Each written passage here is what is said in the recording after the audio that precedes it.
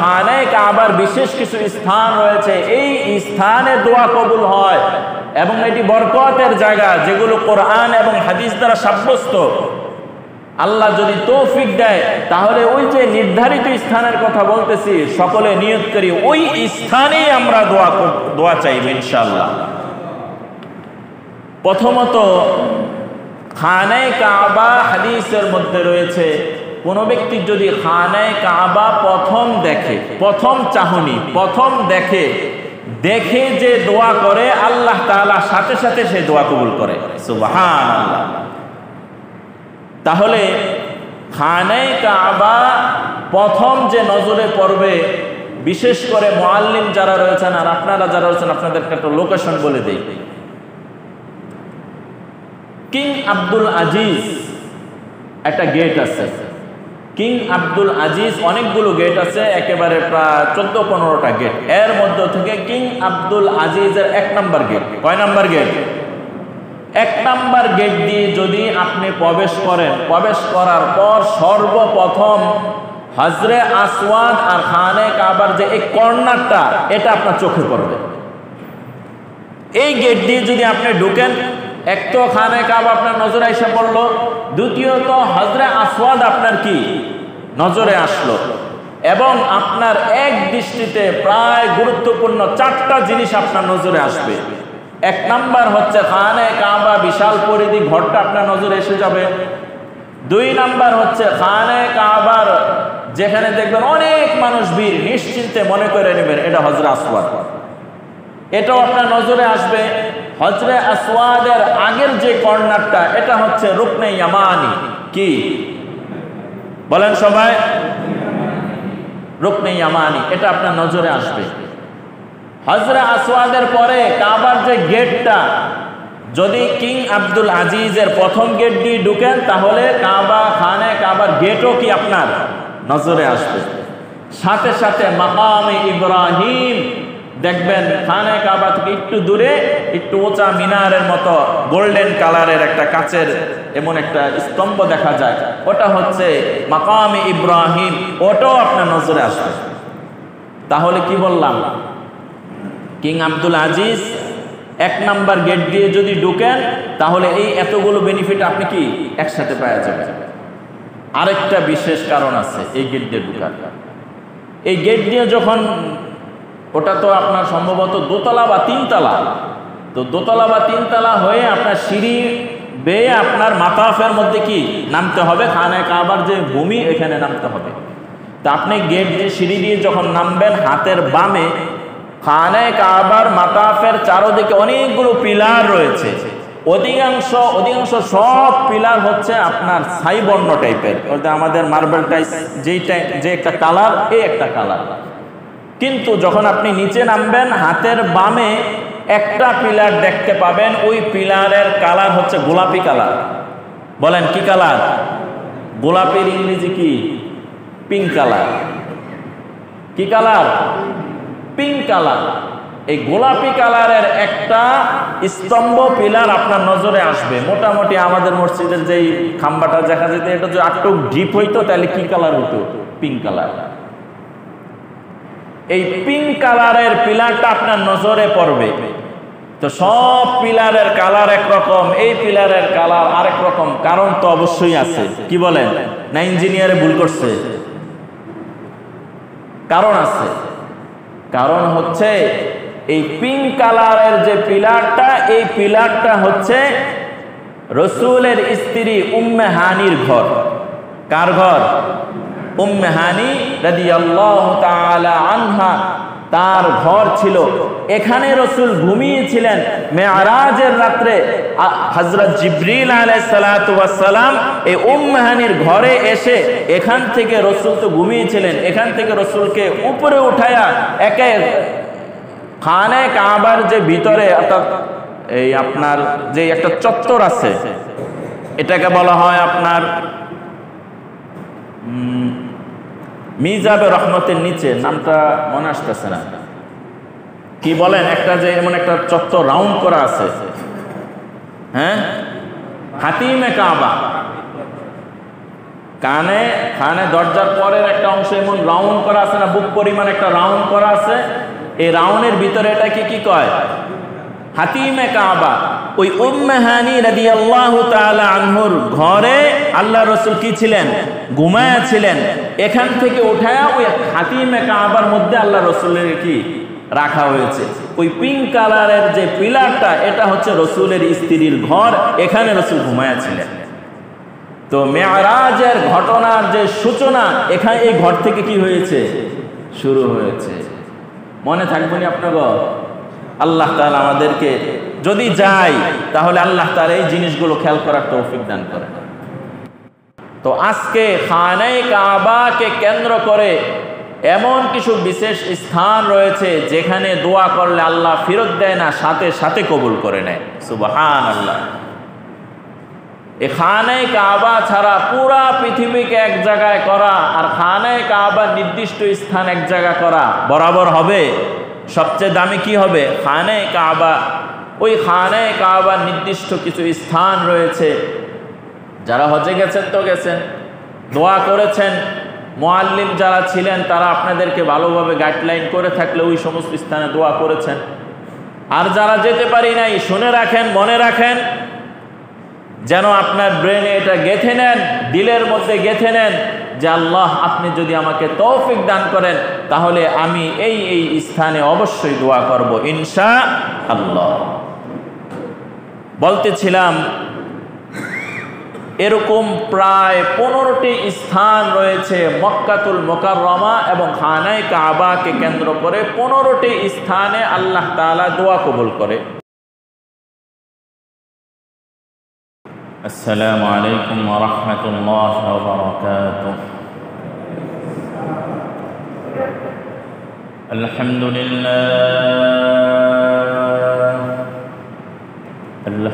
لله نحمده ونستعينه ونستغفره ونعوذ بالله من شرور أنفسنا ومن سيئات أعمالنا.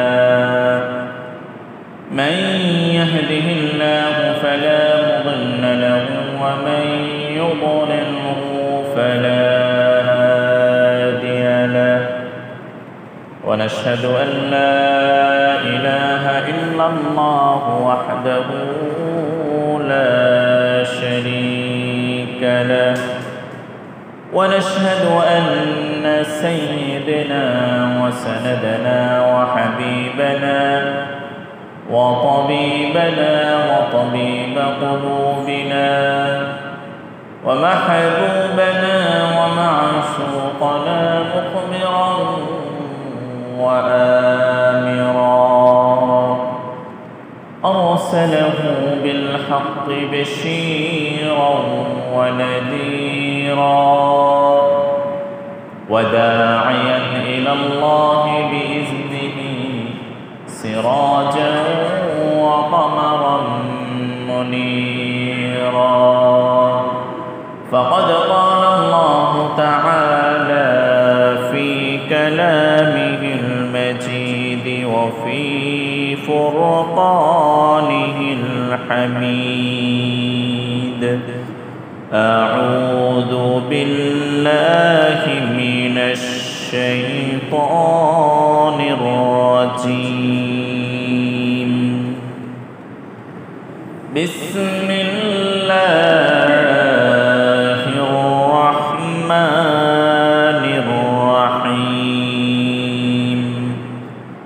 والفجر وليال عشر والشفع والوتر والليل إذا يسر.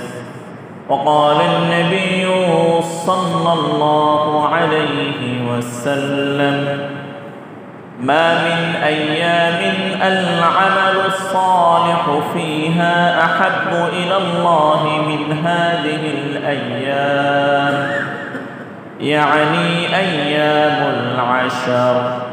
قالوا يا رسول الله ولا الجهاد في سبيل الله؟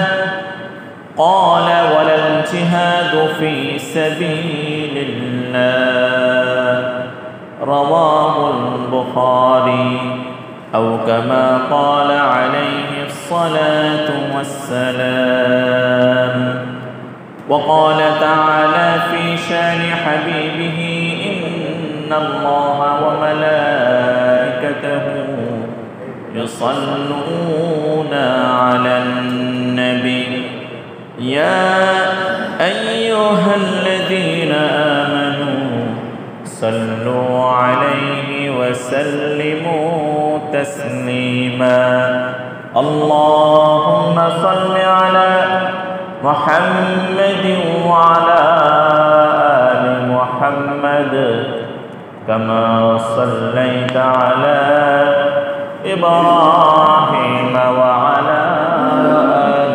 إبراهيم إنك حميد مجيد اللهم بارك على محمد وعلى آل محمد كما باركت على إبراهيم وعلى آل إبراهيم إنك حميد مجيد الحمد لله الحمد لله الحمد لله সমস্ত প্রশংসা সে মহান রব্বুল আলামিনের দরবারে যে মহান মালিক অত্যন্ত দয়া করে মায়া করে ভালোবাসে আল্লাহ রব্বুল আলামিনের ঘরে পবিত্রময় দিন জুমার দিন জুমার সালাত আদায়ের লক্ষ্যে কোরআন এবং হাদিসের মজলিসে শুরুতে আসার বসার তৌফিক দান করেছেন সে মহান রব্বুল আলামিনের দরবারে জবান খুলে কালিমাতে শুকর করি আলহামদুলিল্লাহ। ইতিমধ্যে আমরা হজ সম্পর্কে ধারাবাহিক আলোচনা করতেছিলাম। হজ এমন এক ইবাদত যেটা ইসলামের রোকন সমূহের মধ্য থেকে অন্যতম একটি রোকন হচ্ছে হজ পালন করা। হজ কার উপর ফরজ, হজের বিধান কি, হজ কার উপর ফরজ, কয়বার হজ ফরজ হয়, এ ব্যাপারে ধারাবাহিক হজের ফাজায়েলের ব্যাপারেও ধারাবাহিক আলোচনা করতেছিলাম। গত জুমায় আমরা হজের পূর্বে যে বিধান, যে খানে কাবাকে কেন্দ্র করে সাফা মারওয়া সাঈর যে ব্যাপার রয়েছে, হজের সমস্ত রোকন আর আরকানগুলো সাথে যুক্তির মিল নাই। হজের শুরু থেকে নিয়ে শেষ পর্যন্ত পুরাটাই আবেগ, পুরাটাই কি আবেগের বিষয়। এমন হজের এমন এমন কিছু কর্ম রয়েছে, হজের এমন এমন কিছু কাজ রয়েছে যেগুলো কোনো ব্যক্তি যদি যুক্তির আলোকে বুঝতে চায় তাহলে এখানে যুক্তিতে ধরবে না। কিন্তু তাহলে কেন করব? এই হজের এই কাজটি কেন করব? আরাফার ময়দানে কি আছে? ওখানে বসে থাকতে হবে কেন? ওখানে তো ঘর বাড়ি আরাম এসে কিচ্ছু নাই। মিনায় কি আছে? জামারায় পাথর নিক্ষেপ করবে। এভাবে হজের আনুষঙ্গিক ফরজ এবং ওয়াজিবাত, নফল এবং মুস্তাহাব যে সমস্ত কর্মগুলো রয়েছে, এই সব কর্মগুলো যদি একসাথে মিলানো হয় তাহলে দেখা যাবে অধিকাংশই আমল আমার যুক্তিতে ধরবে না। তাহলে ওই আমলগুলো কেন করব? এক নাম্বার সহজ উত্তর হচ্ছে আল্লাহর হুকুম এমন, তাই করতে হবে। নাকি কোনো সন্দেহ আছে? আল্লাহর হুকুম এভাবে, আল্লাহ এভাবে করতে বলেছেন, তাই আমি এভাবে করব, চাই আমার যুক্তিতে ধরুক বা না ধরুক। গত জুমায় আমরা পৃথিবীর সৃষ্টির ইতিহাস, পৃথিবী কিভাবে সৃষ্টি হলো, অতঃপর খানে কাবাকে ইবাদতের কেন্দ্রবিন্দু বানানো হলো এবং খানে কাবাকে কেন্দ্র করে এই হজের মধ্যে আরো কিছু আনুষঙ্গিক ঘটনা রয়েছে। এই ঘটনা সবগুলোকে একসাথে করলে হজের সমস্ত কর্ম একসাথে হয়ে যায়। খানে কাবা তওয়াফ করা ইবাদত আল্লাহর হুকুমে ফেরেশতারা করেছিল। খানে কাবা ঘর নির্মাণ কেন করবে? আল্লাহ রাব্বুল আলামিন হযরত আদম আলাইহিস সালাতু ওয়াস সালামকে আদেশ করলেন এখানে একটা ঘর করো। ঘর হলো ওই ঘরকে কেন্দ্র করে ইবাদত। পর্যায়ক্রমে ঘর ভাঙা হলো, আবার গড়া হলো, সংস্কার করা হলো। এই ঘরকে কেন্দ্র করে ইবাদত ছিল। পরবর্তীতে হযরতে ইব্রাহিম আলাইহিস সালাতু ওয়াস সালাম, মুসলিম মিল্লাতের জাতির পিতা হযরতে ইব্রাহিম আলাইহিস সালাতু ওয়াস সালাম, হাজরা আলাইহিস সালাতু ওয়াস সালাম তার স্ত্রীকে শেষ বয়সে কোলের শিশুকে এই মক্কাতুল মুকাররমায় রেখে চলে গেলেন। হাজরা আলাইহিস সালাতু ওয়াস সালাম এমন এক তীর্ণহীন বালুময় এক মরুভূমির মধ্যে অবস্থান করতেছিলেন। ইব্রাহিম আলাইহিস সালাতু ওয়াস সালাম যখন হাজরা আলাইহিস সালাতু ওয়াস সালামকে রেখে যাচ্ছেন, তখন হাজরা আলাইহিস সালাতু ওয়াস সালাম বললেন, প্রাণের স্বামী, দীর্ঘদিন আপনার সাথে ছিলাম, আমাদের কোনো সন্তান ছিল না। এত বছর পরে বৃদ্ধ বয়সে আল্লাহ একটা সন্তান দিলেন। আমাদেরকে এমন এক স্থানে রেখে যাচ্ছেন যেখানে কোনো ফলমূল নাই, যেখানে কোনো গাছপালা নাই, যেখানে কোনো পানি নাই, এমন এক মরুভূমি বালুময় স্থানে রেখে যাচ্ছেন। কেন আমাদেরকে এখানে রেখে যাচ্ছেন? হাজরা আলাইহিস সালাতু ওয়াস সালাম স্বামীর কথায় কেন প্রশ্ন করেন নাই, বরং বলেছিলেন যে এখানে রাখার কারণ কি? ইব্রাহিম আলাইহিস সালাতু ওয়াস সালাম চুপ থাকলেন। হাজরা আলাইহিস সালাতু ওয়াস সালাম তখন জিজ্ঞেস করলেন, তিনি তো নবী ছিলেন, তো তিনি আল্লাহর হুকুমের বাহিরে কিছু করেন না। হাজরা আলাইহিস সালাতু ওয়াস সালাম বললেন, ও প্রাণের স্বামী, আপনি কি সেই মালিকের আদেশ পালনার্থে আমাকে রেখে যাচ্ছেন? ইব্রাহিম আলাইহিস সালাতু ওয়াস সালাম যখন নাম হা সূচক শব্দ বললেন, হাজরা আলাইহিস সালাতু ওয়াস সালাম বললেন যে আল্লাহ আপনাকে হুকুম করেছেন আমাদেরকে এখানে রেখে যেতে, ওই আল্লাহর উপর আমার ভরসা রয়েছে। আমি মা আর আমার সন্তানকে আল্লাহ তাআলা মরুভূমির মধ্যে না খেয়ে রাখবে না। যে আল্লাহ আমাদেরকে সৃষ্টি করেছে ওই আল্লাহ আমাকে খাদ্য দিবে। হাজরা আলাইহিস সালাতু ওয়াস সালাম সেখানে অবস্থান করলেন, পানির জন্য ছোটাছুটি করলেন, শিশু বাচ্চার জন্য সাফা মারওয়া পাহাড়ে দৌড়াদৌড়ি করলেন। আল্লাহ তাআলা কুদরতের পানি ফোয়ারা জারি করে দিলেন, জমজমের পানি। এরপর ইব্রাহিম আলাইহিস সালাতু ওয়াস সালাম আবারও আসলেন, আরাফার ময়দানে অবস্থান করলেন। মিনার প্রান্তরে তার এই সন্তানকে জবাই করার উদ্দেশ্যে বের হলেন। এরপর জামারায় অবস্থান করলেন। এই যে হজের আনুষঙ্গিক সব বিষয়গুলো আল্লাহ তাআলা একসাথে জমা করে ইসলামের মৌলিক এক বিধান হজকে সৃষ্টি করে দিলেন। এবং এই হজের সাথে আল্লাহ তাআলা ফজিলত ধরায়া দিলেন, কোনো ব্যক্তি যদি আমার ঘর তওয়াফ করে, আর যদি আমার কাছে দোয়া করে, এই হজ পালন করে, হাদিসের মধ্যে রয়েছে কাওয়ালাদাতহু উম্মুহ, কোনো ব্যক্তি যদি হজ করে, সুন্দরভাবে হজ করে যদি ফিরে আসে, সে কেমন যেন আজকে মায়ের গর্ভ থেকে বের হইল। আল্লাহ তাআলা তাকে এত নিষ্পাপ করে দেয়। মানুষ নিষ্পাপ হওয়ার, মানুষ গুনাহমুক্ত হওয়ার অন্যতম এক ইবাদত, অন্য এক মাধ্যম হচ্ছে হজ। এই হজকে কেন্দ্র করে ইসলামের অন্যতম একটি রোকন। আমরা যখন হজে যাই, এই হজে যাওয়ার ক্ষেত্রে খানে কাবা এবং তার আশেপাশের বিশেষ কিছু স্থান রয়েছে, যেই স্থানগুলোতে দোয়া করলে আল্লাহ তাআলা সাথে সাথে দোয়া কবুল করে। সুবহানাল্লাহ। তো দোয়া কবুলের কিছু স্থান রয়েছে।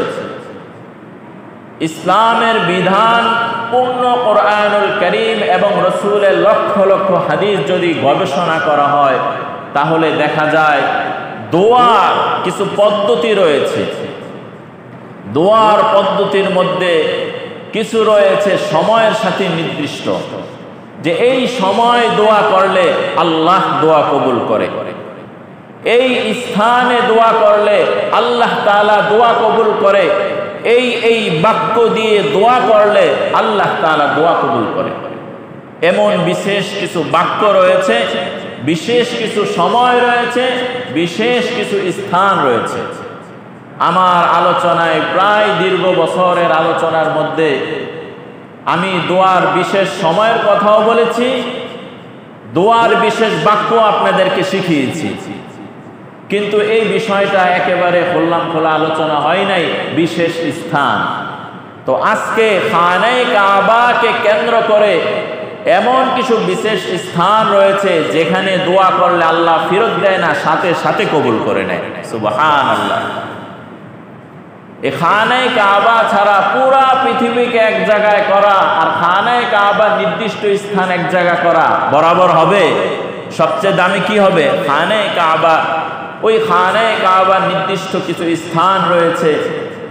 যারা হজে গেছেন তো গেছেন, দোয়া করেছেন, মুআল্লিম যারা ছিলেন তারা আপনাদেরকে ভালোভাবে গাইডলাইন করে থাকলে ওই সমস্ত স্থানে দোয়া করেছেন। আর যারা যেতে পারি নাই, শুনে রাখেন, মনে রাখেন, যেন আপনার ব্রেনে এটা গেঁথে নেন, দিলের মধ্যে গেঁথে নেন যে আল্লাহ আপনি যদি আমাকে তৌফিক দান করেন তাহলে আমি এই স্থানে অবশ্যই দোয়া করব ইনশাআল্লাহ। বলতেছিলাম এরকম প্রায় 15টি স্থান রয়েছে মক্কাতুল মুকাররমা এবং খানায়ে কাবাকে কেন্দ্র করে। 15টি স্থানে আল্লাহ তাআলা দোয়া কবুল করে। 15-16টা হবে। আমাদের এই বিষয়টা একটু বিস্তারিত বলা দরকার, এই কারণেই কোথায় যে দোয়া কবুল হয় এটা আমরা জানি না, আজাগায় বেজাগায় যাই আমরা দোয়া করি। অনেক হাজিদেরকে দেখা যায় রাসূলের রওজার সামনে হাত তুলে দোয়া করে। হাজি যারা আছেন নজরে পড়েছে কারো? বলেন, নজরে পড়ে নাই কারো? রাসূলের রওজাটা জিয়ারত করে একটু সামনে যায় কি করে? দোয়া করে। এটা তো বললাম হজ। আমাদের বাংলাদেশও এমন আজাগায় দোয়া করে, যেমন বিশেষ করে মাজারে। ওই পীর বাবার দরবারে এই উদ্দেশ্যে যায় যে পীরের দরবারে খানকায় যায় কি করবে? দোয়া করবে। ওখানে যায়া দোয়া করলে দোয়া কবুল হবে, কোরআন এবং হাদিসের কোথাও নাই। পৃথিবীর মধ্যে সবচেয়ে বড় পবিত্র স্থান রওজা মুবারক, সবচেয়ে বিখ্যাত ব্যক্তি যেখানে শুয়ে রয়েছে রাসূলের রওজা, ওই রওজার সামনে দাঁড়ায়া দোয়া করাই তো জায়েজ নাই, তাহলে পৃথিবীর বুকে কোন মাজারের সামনে দোয়া করলে ওই দোয়া আল্লাহ কবুল করবে? বলেন।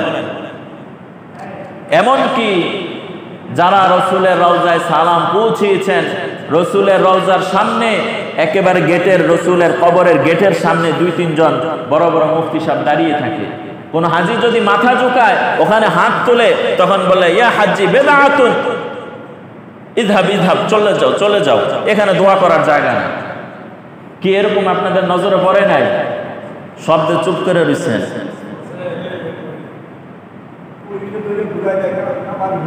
হ্যাঁ, পুলিশ সব ঘুরাই দেয়। বললেন বিখ্যাত জায়গা, পৃথিবীর বুকে যত কবর রয়েছে সবচেয়ে শ্রেষ্ঠ কবর কার কবর? আল্লাহ রসুলের কবর। পৃথিবীর বুকে যত রওজা যদি বলে শ্রেষ্ঠ রওজা কার? রসুলের রওজা। রসুলের মাকবারার সামনে যদি হাত তুলে এভাবে রসুলের দিকে, কবরের দিকে ফিরে কোনো মান্নাত আর দোয়া করা যদি নিষিদ্ধ হয়ে যায়, তাহলে পৃথিবীর কোন মানুষের কবরের সামনে দাঁড়ায়া এভাবে দোয়া করলে দোয়া কবুল হবে? তো দোয়া কোথায় কবুল হয় এটা আমরা জানি না। এমনকি আমার নজর একদিন পড়েছে, এক বাসের ড্রাইভার, তার বিশ্বাস জানা নাই, ওই বাসের যে স্টিয়ারিং আছে না, যেটা দিয়ে ঘুরায়, এটারে 2-3 বার সালাম দিছে। এটার কি মনে করছে? সে বরকত মনে করছে যে এটার মাধ্যমে আমার উপার্জন হয়। তো এটারে 2-3 বার সালাম টালাম দিয়া পরে বিসমিল্লাহ করে কি করছে? শুরু করছে। আমি বললাম যে আপনি এটা যে চালাচ্ছেন এটা দইরা কয় এটা আমার জীবিকা আসে, এটা আমার জীবিকার মাধ্যম, তো এটাকে আমি ইজ্জত করলাম, সম্মান করলাম, এটার কাছে চাইলাম, তো আমি কই স্টারিং এটা দেওয়ার মালিক বলেন।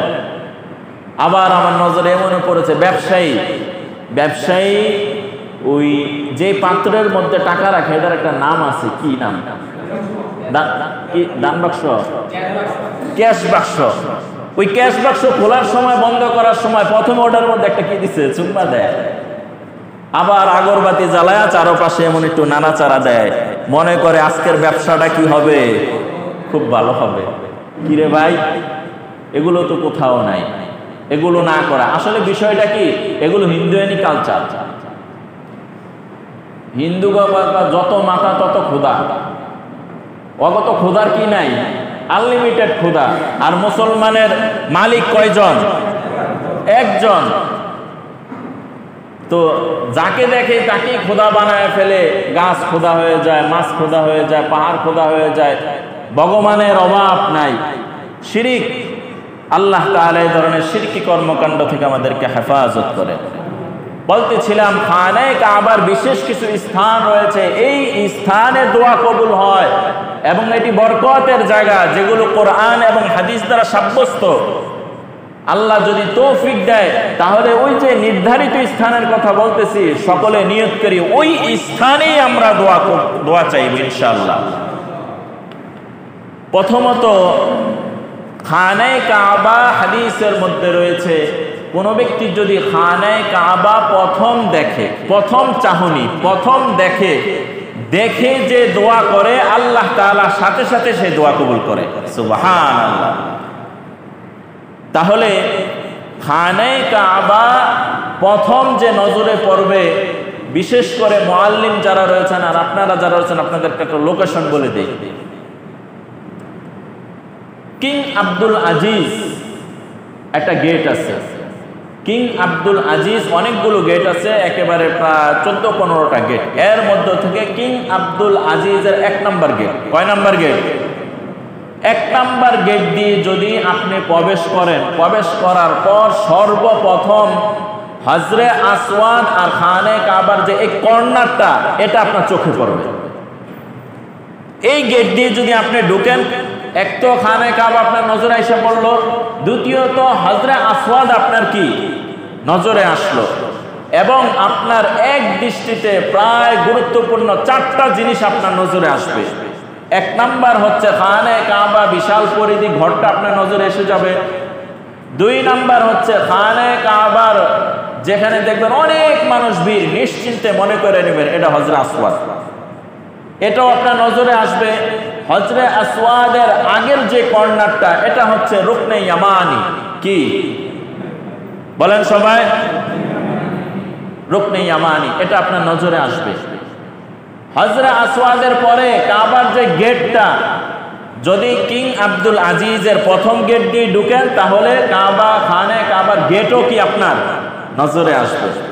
সাথে সাথে মাকামে ইব্রাহিম দেখবেন, খানায়ে কাবা থেকে একটু দূরে একটু উঁচা মিনারের মতো গোল্ডেন কালারের একটা কাচের এমন একটা স্তম্ভ দেখা যায়, ওটা হচ্ছে মাকামে ইব্রাহিম, ওটাও আপনার নজরে আসবে। তাহলে কি বললাম? King Abdul Aziz 1 number gate দিয়ে যদি ঢুকেন, তাহলে এই এতগুলো বেনিফিট আপনি কি একসাথে পাওয়া যাবে। আরেকটা বিশেষ কারণ আছে এই গেট দিয়ে ঢুকার। এই গেট দিয়ে যখন, ওটা তো আপনার সম্ভবত দোতলা বা 3তলা, তো দোতলা বা 3তলা হয়ে আপনার সিঁড়ি বেয়ে আপনার মাতাফের মধ্যে কি নামতে হবে, খানায়ে কাবার যে ভূমি এখানে নামতে হবে। তা আপনি গেট দিয়ে সিঁড়ি দিয়ে যখন নামবেন, হাতের বামে খানায়ে কাবার মাতাফের চারদিকে অনেকগুলো পিলার রয়েছে। অধিকাংশ সব পিলার হচ্ছে আপনার ছাই বর্ণ টাইপের, আমাদের মার্বেল টাইপ যে একটা কালার, এই একটা কালার। কিন্তু যখন আপনি নিচে নামবেন, হাতের বামে একটা পিলার দেখতে পাবেন, ওই পিলারের কালার হচ্ছে গোলাপি কালার। বলেন কি কালার? গোলাপির ইংরেজি কি? Pink colour. কি কালার? Pink colour. এই গোলাপি কালারের একটা স্তম্ভ পিলার আপনার নজরে আসবে। মোটামুটি আমাদের মসজিদের যেই খাম্বাটা দেখা যেত, এটা যদি একটু ডিপ হইতো তাহলে কি কালার হইতো? Pink colour. এই পিঙ্ক কালারের পিলারটা আপনার নজরে পড়বে। তো সব পিলারের কালার একরকম, এই পিলারের কালার আরেক রকম। কারণ তো অবশ্যই আছে। কি বলেন? না ইঞ্জিনিয়ারে ভুল করছে? কারণ আছে।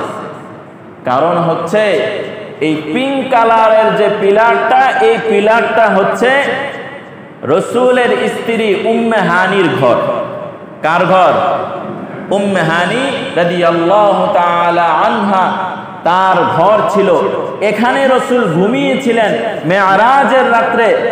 হযরত জিবরিল আলাইহিস সালাতু ওয়াস সালাম এই উম্মে হানির ঘরে এসে, এখান থেকে রসুল তো ঘুমিয়েছিলেন, এখান থেকে রসুলকে উপরে উঠায়া একে খানে কাবার যে ভিতরে, অর্থাৎ এই আপনার যে একটা চত্বর আছে, এটাকে বলা হয় আপনার মিজাবে রহমতের নিচে, নামটা মনে আসতেছে না, কি বলেন, একটা যে এমন একটা চত্বর রাউন্ড করা আছে, হ্যাঁ, হাতিমে কাবা। খানে দরজার পরের একটা অংশ এমন রাউন্ড করা আছে না, বুক পরিমাণ একটা রাউন্ড করা আছে। এই রাউন্ডের ভিতরে এটাকে কি কয়? হাতিমে কাবা। ওই উম্মে হানি রাদিয়াল্লাহু তাআলা আনহুর ঘরে আল্লাহ রাসূল কি ছিলেন? ঘুমায়া ছিলেন। এখান থেকে উঠায়া ওই হাতিমে কাবার মধ্যে আল্লাহ রাসূলের কি রাখা হয়েছে। ওই পিঙ্ক কালারের যে পিলারটা, এটা হচ্ছে রসুলের স্ত্রীর ঘর, এখানে রসুল ঘুমায়া ছিলেন। তো মেরাজের ঘটনার যে সূচনা এখানে এই ঘর থেকে কি হয়েছে? শুরু হয়েছে। মনে থাকবে না আপনার? আল্লাহ তাআলা আমাদেরকে যদি যাই তাহলে আল্লাহ তাআলা এই জিনিসগুলো খেয়াল করার তৌফিক দান করেন। কিং আব্দুল আজিজের প্রথম গেট দিয়ে ঢুকলে এই হাতের বাম পাশে আপনি পিঙ্ক কালারের যে গেটটা পাবেন, তখন আপনার মনে হবে এটা হচ্ছে রসুলের কি ছিল? ঘর ছিল। এখান থেকে রসুলকে উঠায়া ওই হাতিমে কাবার মধ্যে কি প্রথমে নিয়ে গেছে। অতঃপর যেখানে হাজরে আসওয়াদ রয়েছে, হাজরে আসওয়াদ সম্পর্কে আল্লাহ রাসূল সাল্লাল্লাহু আলাইহি ওয়াসাল্লাম বলেন যে এটা একটা জান্নাতি পাথর। জান্নাতি পাথর, এটা ছিল হাজরুল আবয়াস, সাদা একটা পাথর। এই পাথরের কালার কেমন ছিল? সাহাবায়ে কেরাম আল্লাহ রাসূলকে জিজ্ঞেস করলেন। আল্লাহ রাসূল বলেন এটা একটা সাদা পাথর ছিল। কি পাথর? এবং অন্য এক হাদিসের মধ্যে রয়েছে এটার কালার ছিল বরফের মতন। বরফের কালার কি? সাদা, সাদা কালার ছিল।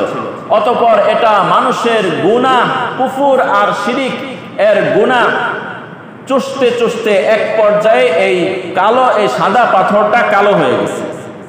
মানুষের কলব এটা পরিষ্কার পরিচ্ছন্ন ছিল। অতঃপর যখন আমরা গুনাহের কাজ করি, এই কলবের মধ্যে কি পড়ে যায়? দাগ পড়ে যায়, কালিমা পড়ে যায়। তো হাজরে আসওয়াদ যে ব্যক্তি চুম্বন করে, হাজরে আসওয়াদ ঈমানের সাথে, মহব্বতের সাথে যিনি স্পর্শ করে, ওই ব্যক্তির সমস্ত গুনাহ ওই হাজরে আসওয়াদ টেনে খেয়ে ফেলে। সুবহানাল্লাহ। এই হাজরে আসওয়াদ হাদিসের মধ্যে রয়েছে, এই হাজরে আসওয়াদ কিয়ামতের ময়দানে উঠবে। এই হাজরে আসওয়াদের চোখ থাকবে। সুবহানাল্লাহ। কি থাকবে? এই হাজরে আসওয়াদের জিহ্বা থাকবে, এই হাজরে আসওয়াদের কান থাকবে। জাবালে আবু কুবাইস অর্থাৎ সাফা এবং মারওয়া, এই দুই পাহাড়ের মাঝামাঝি পিছনে যে বিশাল এক পাহাড় রয়েছে, এই পাহাড়ের নাম হচ্ছে জাবালে আবু কুবাইস। এই জাবালে আবু কুবাইসের পরিধি হচ্ছে আপনার পুরা মিনা পর্যন্ত কি চলে গেছে। হাদিসের মধ্যে রয়েছে কিয়ামতের ময়দানে আল্লাহ তাআলা হাজরে আসওয়াদের পরিমাণ জাবালে আবু কুবাইসের মধ্যে করে দিবেন। সুবহানাল্লাহ। ওই জাবালে আবু কুবাইস প্রায় 7 কিলোমিটার। কত কিলোমিটার? তো 7 কিলোমিটার একটা পাথর। সুবহানাল্লাহ। কয়টা পাথর? একটা পাথর। কিয়ামতের ময়দানে এই হাজরে আসওয়াদ আল্লাহ তাআলার কাছে সুপারিশ করবে, আল্লাহ দুনিয়ার বুকে মহাব্বতের সাথে ঈমানের সাথে সে আমাকে চুম্বন করেছে, আজকে তুমি তাকে জান্নাতে না দিলে আমি জান্নাতে যাব না। সুবহানাল্লাহ। হাজরে আসওয়াদ তার জন্য সুপারিশ করবে। কিয়ামতের ময়দানে হাজরে আসওয়াদ বলবে, আল্লাহ ইনি আমাকে স্পর্শ করেছে, তাকে আপনি জান্নাত দিয়ে দেন। হাজরে আসওয়াদের এই দোয়া আল্লাহ কবুল করে নেবে। কারণ জান্নাতি পাথর যাবে কি জাহান্নামে? বলেন না ভাই, জান্নাতি পাথর যাবে কোথায়? জান্নাতে। আল্লাহ তাআলা আমাদেরকে ওই পবিত্র জান্নাতি পাথরকে স্পর্শ করার আর চুম্বন করার তৌফিক দান করেন। সাথে সাথে সতর্ক বাণীও শুনে রাখেন, আল্লাহ রাসূল সাল্লাল্লাহু আলাইহি ওয়াসাল্লাম তিনিও একবার কি দুইবার হাজরে আসওয়াদকে চুম্বন করেন নাই, দূর থেকে ইস্তেলাম করেছেন, অর্থাৎ ইশারা করেছেন। ওখানে যে পরিমাণ হাজরে আসওয়াদ এটাকে চুম্বন করা, এটা ফরজ, ওয়াজিব, সুন্নত, নফল কোনো প্রকারের মধ্যে কি নাই। কিন্তু ওখানে এত পেশাব, ধাক্কাধাক্কি করে নফল আদায় করতে যায় মানুষের হাত ভেঙে ফেলে, মাথা ফাটায় ফেলে। এক মুসলমান অন্য মুসলমানকে কষ্ট দাও কবিরা গুনাহ। কি গুনাহ? তো আপনি ওখানে নফল আদায় করতে যায় কি করতেছেন? কবিরা গুনাহ করতেছেন। সুতরাং যদি মনে হয় যে না ওখানে কারো কষ্ট হবে না এবং আমি ওখানে টিকা থাকতে পারবো, শরীর দেহ কি আছে? ঠিকঠাক আছে। অনেকে তো ওখানে যায়া আসার পরে দেখে জামার হাতা নাই, বুতাম নাই, এমনকি ইহরামের কাপড়ও খুলে যায়। বলেন না, ইহরামের কাপড় কয়টা? একটা তো পরা থাকে, আল্লাহ বাঁচাইছে টাইট করে পরে, আরেকটা শরীরের মধ্যে পেঁচানো থাকে। অনেকে আবেগের চোটে ধাক্কাধাক্কির কারণে ওই ইহরামের কাপড় কি খুলে ফেলে, না দম ওয়াজিব হয়ে যাবে, খেয়াল করে না মানুষ। এই হজরে আসওয়াদ বরাবর আপনি দেখবেন প্রায় ৭-৮ তলা সবুজ একটা লাইট আছে। এখান থেকে তওয়াফ কি করতে হয়? শুরু করতে হয়। তো সুতরাং হজরে আসওয়াদ এমন এক স্থান, এখানে যদি কোনো ব্যক্তি দোয়া করে, ওই দোয়া আল্লাহ তাআলা সাথে সাথে কি করে নেয়? কবুল করে নেয়। দ্বিতীয় স্থান হচ্ছে মুলতাজাম। মুলতাজামের ঠিকানা হচ্ছে হজরে আসওয়াদ থেকে যখন আপনি একটু ডানে যাবেন, এরপর দেখবেন খানে কাবার গেটটা, খানে কাবার যে চৌকাট আর গেট, এই গেট আর পাথর এর মাঝখানের যে জায়গাটা, এটাকে বলা হয় মুলতাজাম। কি বলা হয়? বলেন না সবাই, একটু আরবি একটু বলেন, তাইলে ওখানে গেলে কি বুঝবেন। তাইলে এখন তো কইতেছে হুজুর তো সব কি কইতেছে, ঠিকই কইতে, হুজুরকে আর মিথ্যা কথা বলবো? বলেন না, ওই জায়গার নাম কি? মুলতাজাম। এই মুলতাজামে কাজটা কি? মুলতাজামের কাজ হচ্ছে ইলতাজামা ইয়ালতাজিমু ইলতিজামান ফাহুয়া মুলতাজিমুন। যেখানে লাইগা থাকে, যেখানে কি করে? লাইগা থাকে। আল্লাহর রাসূল সাল্লাল্লাহু আলাইহি ওয়াসাল্লাম ওই মুলতাজামের মধ্যে খানে কাবার একটা দেওয়ালের অংশ, এখানে আল্লাহর রাসূল বুক এবং চেহারা এভাবে লাগায়া, হাত এভাবে ধরে দীর্ঘ সময় দোয়া করেছেন। হাদিসের মধ্যে রয়েছে আল্লাহর রাসূলের সব দোয়া কবুল হয়ে গেছে। সাহাবায়ে কেরাম এখানে হাত আর বুক লাগায় দোয়া করেছেন, সাহাবায়ে কেরামের দোয়া কবুল হয়ে গেছে। আইম্মায়ে মুজতাহিদিন, সালফে সালেহিন, নেককার মানুষ এখানে বুক আর পিঠ হাত লাগিয়ে দোয়া করেছে, সাথে সাথে কবুল হয়ে গেছে। এটা দোয়া কবুলের একটা জায়গা।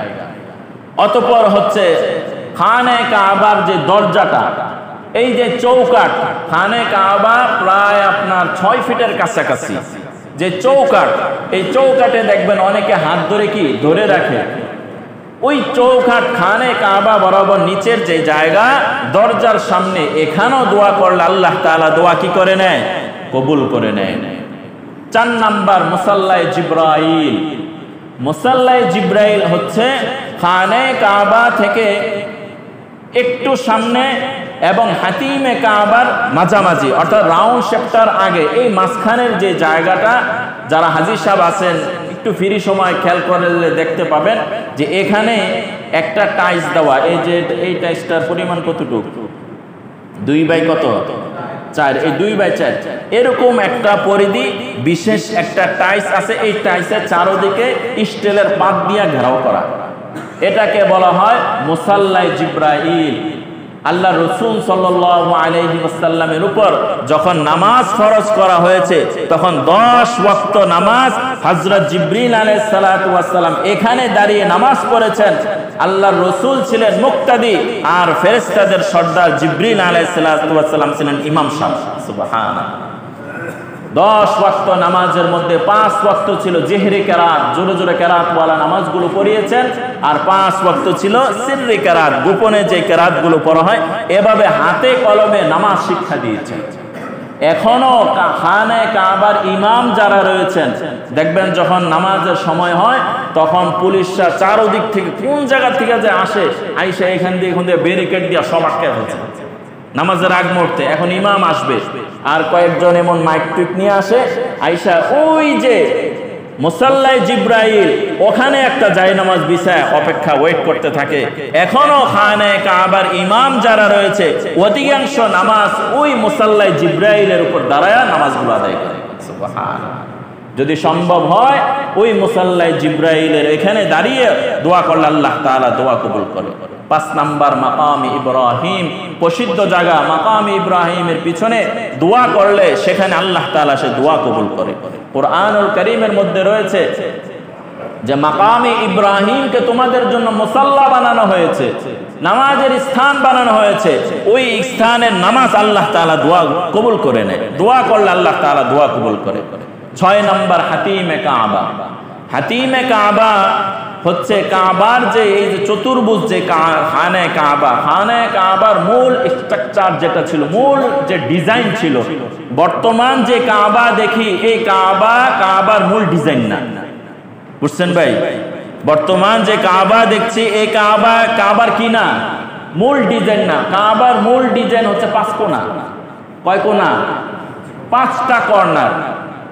তো হাতিমে কাবা যেটা রয়েছে অর্থাৎ মিজাবে রহমত, হাতিমে কাবার উপর বরাবর দেখবেন একটা নালা আছে।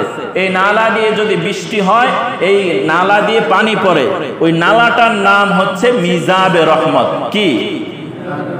এই মিজাবে রহমতের নিচে দোয়া করলে আল্লাহ তাআলা সে দোয়া কি করে?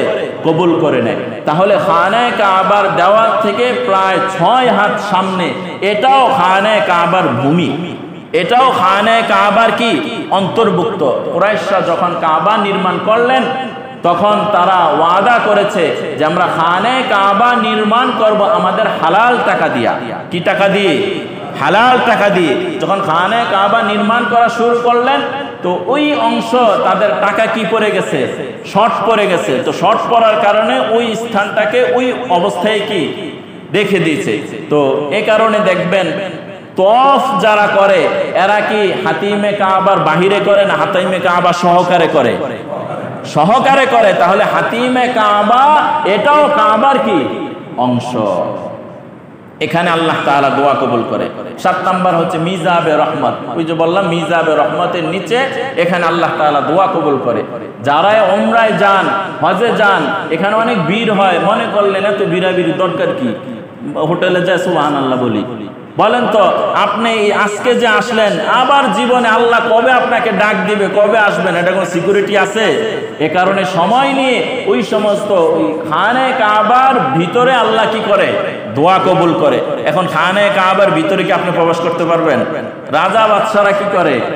তাদের বিশেষ ইস্তেকবালের জন্য, সংবর্ধনার জন্য খানে কাবার গেট খুলে দেয়। তো আপনার আমার জন্য কি করবে না? কাবার গেট খুলবে। তো আপনি যদি হাতিমে কাবার মধ্যে ঢুকেন কেমন যেন আপনার কাবার ভিতরে কি প্রবেশ করলেন। টেকনিক দিয়ে কি করতে হবে? ওখানে একটু ব্রেন খাটায় যদি কাজ করেন তাহলে এগুলো খুব ফায়দা। আল্লাহ তাআলা আমাদের সে তৌফিক দান করেন। 8 নাম্বার হচ্ছে রুকনে ইয়ামানি। এই যে স্থান দেখবেন এখানে খানে কাবা চারদিকে গিলাফে মোড়ানো, এই একটা কর্নার এমন খালি রয়েছে, এখানে মানুষ ধরে, এটা রুকনে ইয়ামানি। এখানে আল্লাহ তাআলা দোয়া কবুল করেন। আরেকটা হচ্ছে রুকনে ইরাকি, এখানেও আল্লাহ তাআলা দোয়া কবুল করেন। 10 নাম্বার হচ্ছে উম্মে হানির ঘর। ওই যেটা বললাম পিঙ্ক কালারের যে পিলার, এখানে রসুলের ঘর ছিল। রসুলের ঘুমানোটাও কি ছিল? ইবাদত ছিল। আর মেরাজের সূচনা পুরাটাই আল্লাহ তাআলার কি ছিল? কুদরত ছিল। আল্লাহ তাআলা আমাদেরকে ওই সমস্ত গুরুত্বপূর্ণ স্থানে দোয়া করার তৌফিক দান করেন। সাথে সাথে মক্কার আশেপাশের যে জায়গাগুলো অর্থাৎ আরাফা, মিনা, মুজদালেফা এই সমস্ত স্থানে কি হয়? দোয়া কবুল হয়। এবং জামারা শয়তানকে কঙ্কর নিক্ষেপ করা হাদিসের মধ্যে রয়েছে, ওই স্থানগুলো তো আল্লাহ তাআলা কি করে? দোয়া কবুল করে। সুতরাং আল্লাহ তাআলা আমাদের সকলকে ওই গুরুত্বপূর্ণ স্থানগুলোতে যে আল্লাহ তাআলার কাছে অনুনয় বিনয়ের সাথে যদি দোয়া করি, ইনশাআল্লাহ আল্লাহ তাআলা আমাদের দোয়া কবুল করবে। দোয়া করার ক্ষেত্রে একটা কৌশলগত কথা বলি। অনেক মানুষ দীর্ঘ সময় দাঁড়িয়ে থেকে দোয়া করে, আল্লাহ ব্যবসা বাণিজ্য ঠিক করে দেন, আমি অসুস্থ, আমার বাবা অসুস্থ, ছেলে মেয়ে অসুস্থ। তো আপনার হিস্ট্রি তো বিশাল, লিস্টে কি বিশাল, প্রায় আধা ঘন্টা 1 ঘন্টা আপনি কি নিয়ে ফেলেছেন। এ কারণে যদি সম্ভব হয়, যদি ওখানে দাঁড়ানোর সুযোগ না থাকে, চাইবেন ওখানে দাঁড়িয়ে থাকতে, ওখানে আবেগের ব্যাপার, দীর্ঘ সময় থাকার চেষ্টা করবেন। যদি অনেক বিড়াবিড়ি হয় তাহলে দোয়ার একটা কৌশল শিখাই দিই। আপনি এভাবে দোয়া করবেন, অল্প সময় যদি হয় দোয়া করবেন, আল্লাহ ইতিপূর্বে যতগুলা দোয়া করেছি সব দোয়া আপনি কবুল করে নেন। বুঝে আসছে ভাই? ইতিপূর্বে যতগুলা দোয়া করেছি সব দোয়া আপনি কি করেন? কবুল করে নেন। এবং আমি মরার আগ পর্যন্ত বাকি জীবনে যত দোয়া করব সব দোয়া আপনি কি করে নেন? কবুল করে নেন। বাক্য কয়টা? 2টা। 2 বাক্যে পিছনে আর সামনে সবগুলো কি আইসা পড়ছে, 1 মিনিটও লাগে নাই, ডাক্তার চলে তো গেলেন গা। আপনি যখন মুলতাজামে দাঁড়াবেন, প্রচন্ড ভিড়, তো এখানে যদি হাত সম্ভব একটু হাতটা লাগে এই দোয়াটা করে দেন, কারণ ওখানে তো থাকার সময় নাই, মানুষ ধাক্কা মারতেছে। আর শরীর স্বাস্থ্য যদি ভালো থাকে ভিন্ন কথা, তবে এই বিষয় খেয়াল করতে হবে, মানুষকে কি দেওয়া যাবে না? কষ্ট দেওয়া যাবে না। আল্লাহ তাআলা আমাদেরকে তৌফিক দান করেন। আমি আলোচনার শুরুতে যেই খুতবার শুরুতে যে বিষয়গুলো পড়েছি, গুরুত্বপূর্ণ একটা তথ্য দিয়ে আলোচনা শেষ করব। আজকে হচ্ছে জিলকদ মাসের শেষ তারিখ, 29 তারিখ। আগামীকাল জিলহজের, অর্থাৎ আগামীকাল না, আজকে সূর্য ডোবার সাথে সাথে জিলহজের 1 তারিখ হয়ে যাবে। হাদিসের মধ্যে রয়েছে, আল্লাহ রাসূল সাল্লাল্লাহু আলাইহি ওয়াসাল্লাম বলেন, মা মিন আইয়ামিন আল আমালুস সালিহ ফিহা আহাব্বু ইলাল্লাহি মিন হাযিহিল আইয়াম, ইয়ানি আইয়ামুল আশর। আল্লাহ রাসূল বলেন, জিলহজের প্রথম 10 দিন আল্লাহ তাআলার কাছে আমলের দিক থেকে সবচেয়ে বেশি প্রিয় আমল। সুবহানাল্লাহ। এই আমলগুলো আল্লাহ তাআলা সবচেয়ে বেশি পছন্দ করেন। সাহাবায়ে কেরাম জিজ্ঞেস করলেন, ওয়ালাল জিহাদ ফি সাবিলিল্লাহ, ইয়া রাসূলুল্লাহ, জিহাদের চাইতেও কি বেশি আমল?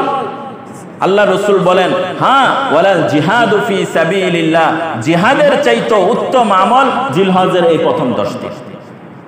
এই হাদিসটি রয়েছে বুখারী শরীফের 926 নম্বর হাদিস।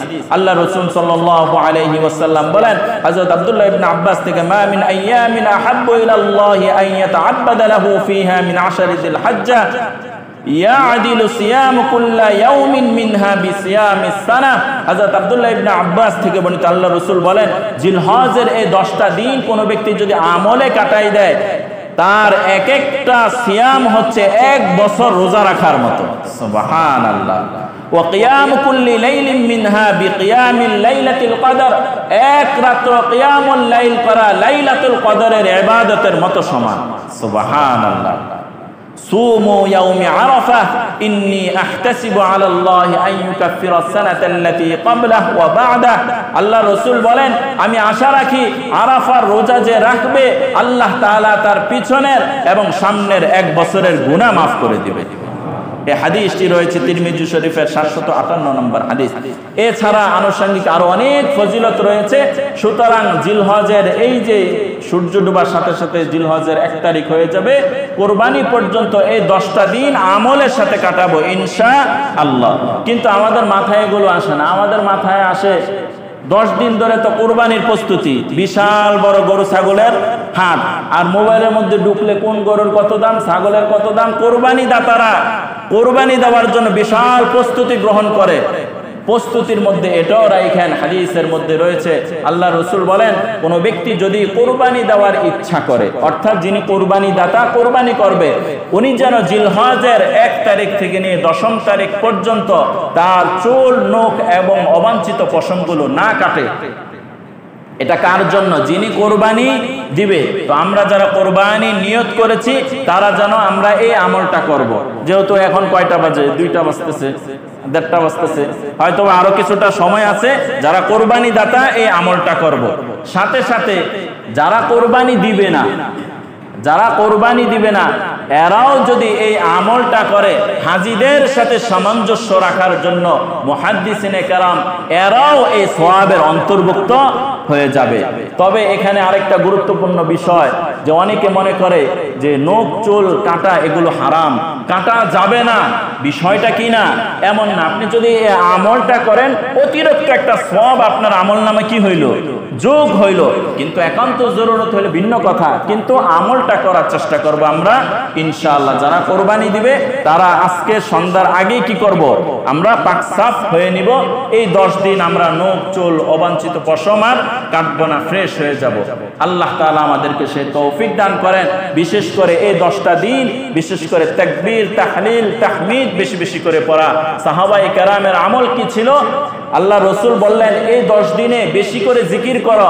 এক সাহাবী শুনে বাজারে চলে গেলেন, অনেক জোরে বলতে লাগলেন আল্লাহু আকবার, আল্লাহু আকবার, লা ইলাহা ইল্লাল্লাহ, আল্লাহু আকবার, আল্লাহু আকবার, ওয়া লিল্লাহিল হামদ। জোরে জোরে তাকবীর দিলেন। এখন আমি যদি বাজারে যায় জোরে তাকবীর দেওয়া শুরু করি, বা আপনি দিলেন, আমি দিলে অন্যরকম, আপনি যদি দেন কি হইছে? মনে হয় কি একটা সমস্যা। আসলে কি সমস্যা? না, সমস্যা না। যে সমাজের সবাই রোগী ওখানে সুস্থ মানুষও রোগী। এটাই তো আমল ছিল। সব জায়গায় তাকবীর, তাহলিল, তাহমিদ চলতে থাকবে। এমনকি সৌদির বিভিন্ন স্থানে জিলহজের 10 তারিখে তারা মাইক্রোফোন, যেগুলো স্পিকার, এগুলোর মধ্যে এই তাকবীর গুলো চলতে থাকে। লাব্বাইক আল্লাহুম্মা লাব্বাইক, লাব্বাইক লা শারীকা লাক লাব্বাইক, এগুলো আল্লাহু আকবার, আল্লাহু আকবার, লা ইলাহা ইল্লাল্লাহ, আল্লাহু আকবার, আল্লাহু আকবার, ওয়া লিল্লাহিল হামদ, আল্লাহু আকবার, ওয়া সুবহানাল্লাহি বুকরাতান ওয়া আসীলা। বিভিন্ন ধরনের তাকবীর, তাহমিল, তাহলিল, এগুলো এই 10 দিনের আমাদের অন্যতম কি আমল। আল্লাহ তাআলা আমাদেরকে এই খুঁটিনাটি যে ছোটখাটো আমলগুলোর কথা বললাম, আল্লাহ তাআলা সর্বপ্রথম আমাকে এবং আমাদের সকলকে আমল করার তৌফিক দান করেন। আমিন। ওয়া আখিরু দাওয়ানা আলহামদুলিল্লাহি রাব্বিল আলামিন।